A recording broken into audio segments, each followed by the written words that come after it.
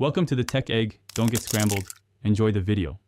In this video, I will explain how to make protein powder recipes full guide. Start by choosing a base protein and measure 1 scoop per serving, then add liquid and mix to test texture and taste, adjusting as needed for thickness and flavor while keeping an eye on serving size and nutritional goals.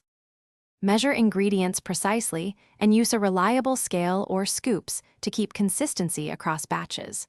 Combine protein, liquid, and fats in a clear order to control texture. Taste and tweak small amounts before committing to a full batch so you get the flavor and mouthfeel you want without wasting ingredients. If you're enjoying this guide, please subscribe and like so I can keep making helpful recipes. Quick recommendation.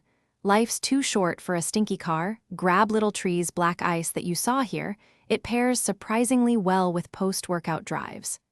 Check the description for the link and other deals, and thanks for supporting the channel. Now let's get back to the video.